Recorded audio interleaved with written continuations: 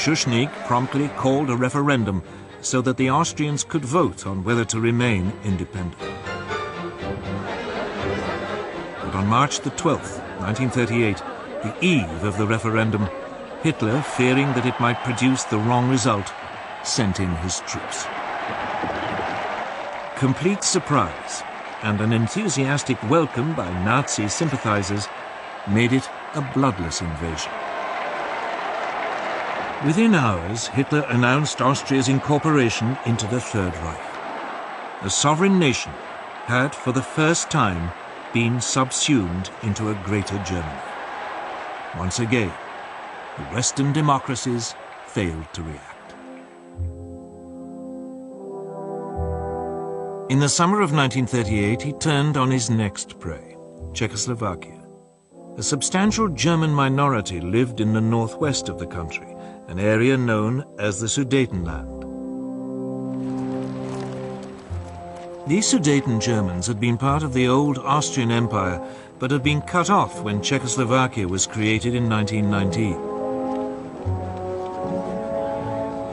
This was the time bomb that had started ticking at the signing of the Treaty of Versailles. Hitler encouraged Sudeten German demands for autonomy and then threatened the Czech government with force if it refused to agree.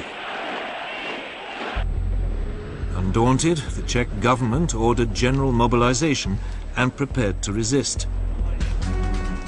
The Czechoslovak army was large and well equipped, with formidable fortifications on its frontier with Germany. Hitler backed off. But then at the beginning of September, concerned that war might be imminent, the British Prime Minister Neville Chamberlain decided to act as a peacemaker. He flew to meet Hitler twice. The Nazi dictator assured him that if he could have the Sudetenland, he would make no further territorial demands in Europe.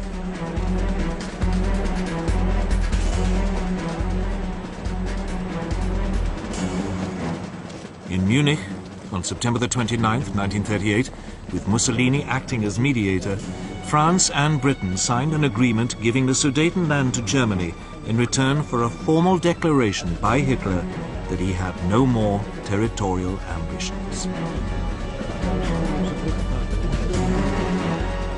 Chamberlain flew back to Britain waving the piece of paper, which he claimed guarantees peace in our time.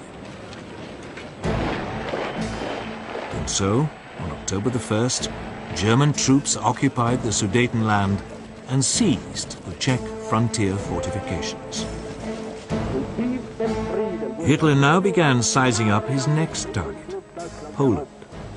Eine große Nation muss dauernd zusehen, wie gegen Recht und vertragliche Bestimmungen Angehörige des Blutes. Again, the nominal cause was a German minority marooned as a result of the Versailles Treaty.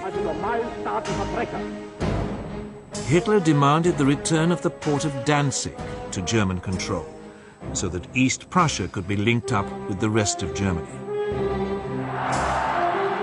The Poles refused, and Hitler hesitated. He was not quite ready for all-out war, and he had unfinished business with Czechoslovakia.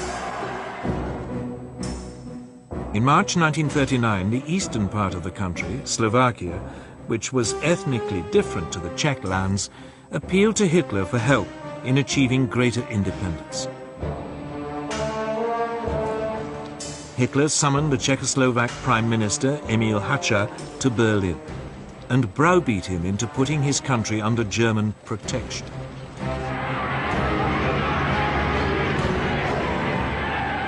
German troops now marched into the rest of Czechoslovakia, unopposed.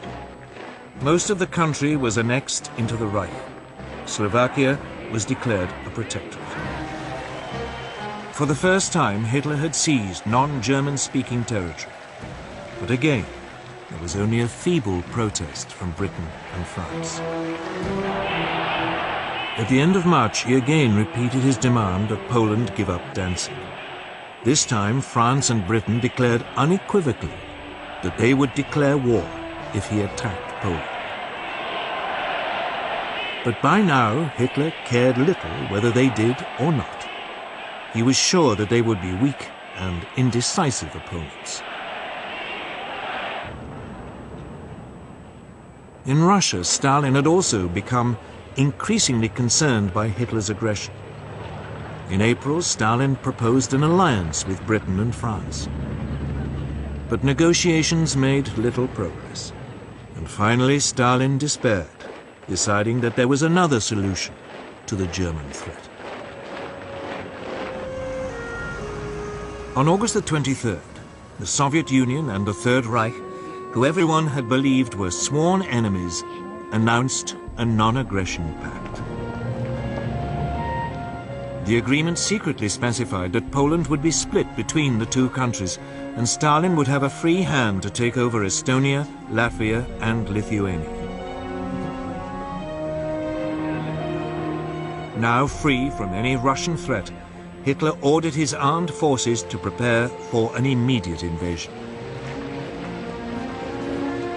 On the evening of August the 31st, the German Wehrmacht prepared for the assault. Its Führer had made the decision which would plunge the world into war.